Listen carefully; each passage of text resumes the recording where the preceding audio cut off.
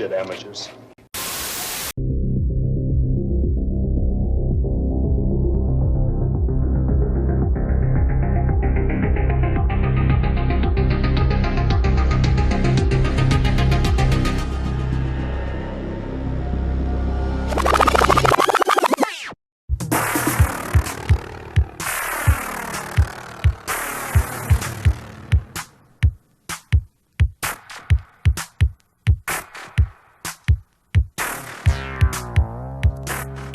Welcome back to the Vortex, the video Vortex. I'm Josh, and I'm joined here with Donnie. Yo. And we are from the All-American Spookshow podcast, which you can listen to every Monday at 6 p.m. East, wherever you get your podcast, or right here on the YouTube channel. And while we're mentioning that, stick around here on the channel and go check out our other series we've got going on, Grindhouse Gutter and Hammer Horror and Order. Those are going on just about every week, every month. So you want to stick around and check those out. And, of course, our podcast episodes are uploaded here on the YouTube channel. We got lots of other cool stuff. So go ahead and click like, subscribe, hit the bell, all that jazz. You know, look, you're watching us on YouTube. You know the drill. Do all that. Help us out.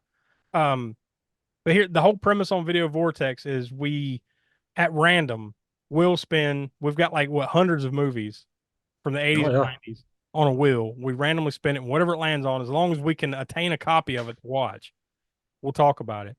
And this month, fate landed us upon Terminal Force from 1989, a flick directed by Fred Olen Ray, starring Richard Harrison, Troy Donahue, and no one else you would recognize from anything. No, this, just the title alone sounds like a toy you would get out of the Dollar Tree. Oh yeah, this is this is like a Dollar General, Family Dollar, Dollar Tree toy, or even like a knockoff of a better toy. You know, yeah, because that's what this movie is. It's a knockoff of a better movie. I don't know what movie, but this feels like 500 movies. I can't tell you one, but that's what it feels like to me. It feels like the movie I've seen a dozen times. I know we'll talk about it, but you know, like the convenience store, the robbery at the convenience store. Well, I guess that's a liquor store or whatever. Cobra. Either way, Cobra, right? Yep. So the guy not getting along with the chief. That's like every 80s cop movie, but specifically, yeah. I Lethal think Weapon. Lethal Weapon. I mean, yeah. They're just, they take all those better movies, like I said, and condense them into one shitty movie, and that's what you get with Terminal Force. Yeah. And here's one shocker for you. I saw this should shock you to your core. All right, this movie was filmed in 5 days. Because once you watch this, you're just like, how is that possible? How did they get this in 5 days? Give me a big ball of Stoli. Now you see? Is that so difficult? And some fresh limes. What kind of place does this look like to you, huh? Some kind of goddamn supermarket? Richard Harrison is really like the only thing you've probably seen in anything else. And I guess he's doing a fine enough job in this thing, you know, but it's not good. You can tell he just like, whether it's character or whatever, just he just doesn't want to be there. Yeah, he's mailing it in. Yeah. I mean, and Troy Donahue gets like, co-billing. You know, like if you see a poster or anything about this movie, you'll see like Richard Harrison, and then you usually see Troy Donahue. And I think even in the credits, it listed Troy Donahue, like Richard Harrison, then Donahue before you see the title Terminal Force. So that's usually top billing.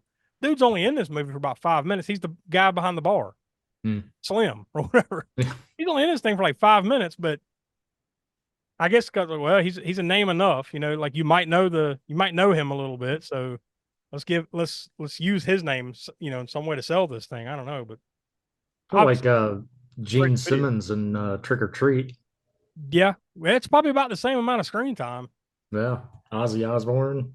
You know? I love. Oh my God, I love that he's trying to shoehorn in this catchphrase, "Love you, baby." What is that shit? Peace, brother. Love you, baby.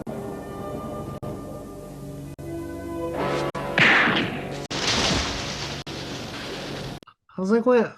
Like, it's because every Stallone movie, every Schwarzenegger movie always had some kind of, you know, every 80s movie like this, these action cop flicks, they always had some line like "Hasta la vista" or some shit. Yeah, Like, like a catchphrase or yeah, something. there had to be something. So like the best they could come up with was "Love you, baby." Ow. But even going back, even way further back, like in the maybe the 40s and 50s, those kind of like detective crime movies, like they always Film had some noir. sort of they always had some sort of one liner or Yeah, something you're right. in That's there. probably like what Casablanca. Yeah, something You're like looking that. at you, Yeah, kids. Something like that. So there, yeah. I get that, but like this one just feels so like this is the best we Worst. can do. And we're Yeah, gonna just shoehorn this thing in as best we can. Even like when he sees the guy behind the bar, Slim, he orders his drink, and then the guy's like, "Love you, baby," and then hey, it's you, Slim. You know, like they just keep shoehorning it in, and then I knew you were going to get it at least one more time. We don't give full spoilers here for whatever reason. yeah. You watch Terminal Force, but see it, you see it at the end. There's a big climactic scene. Well, I mean, Love you, babe. where did you watch yours? Your I thank God I watched it on Amazon Prime Okay, yeah, I watched. because there was no commercial. So thank the Lord I watched it there. It was kind of. I had actually. I had found it on what I thought was Tubi, Yeah. but then I go to it and it's a different movie entirely with Bridget Nielsen, and I was like, wait a minute, why does it come up as Galaxis? And that's funny you mentioned that because the Professor Smoke and Tiana aren't here because Tiana started watching Galaxis and it's like, no, this is too much. I can't. And then she bailed. And then the professor actually watched Galaxis. Yes. And he, before we started recording this, he's like, yeah, Richard Mall. I'm like, what? Richard Mall wasn't in this. And then we put two and two together. Dude, you watched the wrong movie. So yeah, he pulled a you.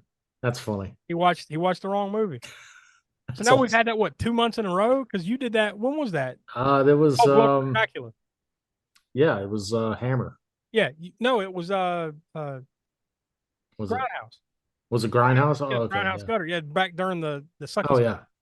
We watched Blood for Dracula, which is Andy Warhol's Dracula, is the title most.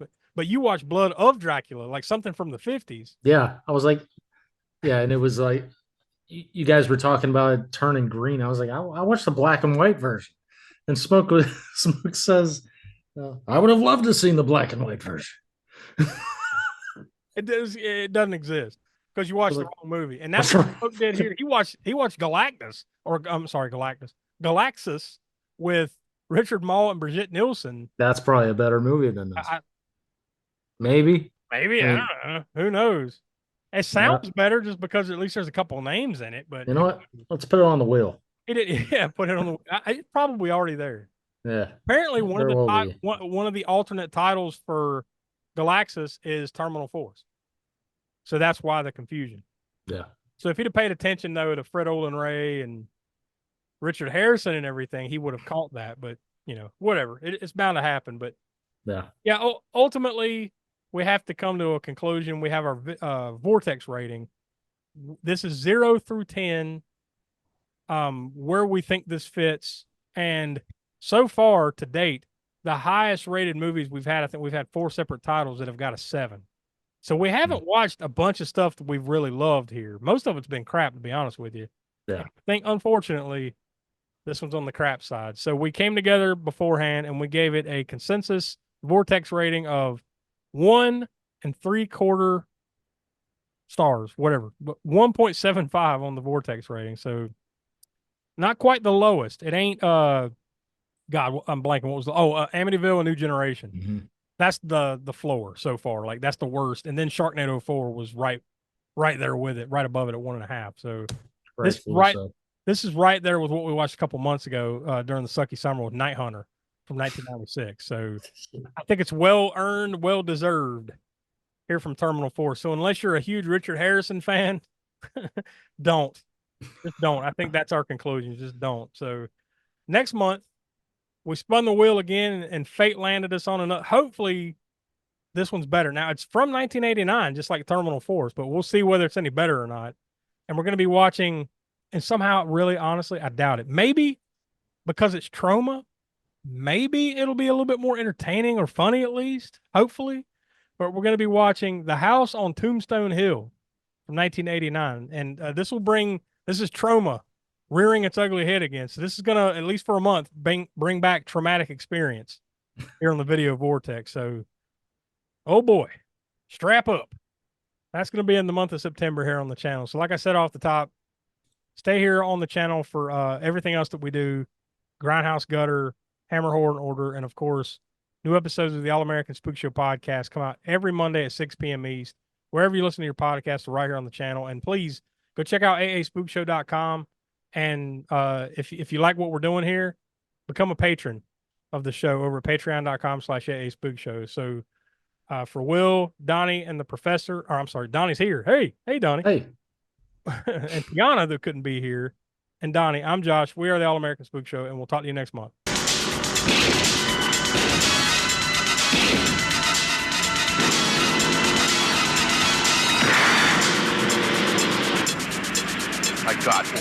I got one.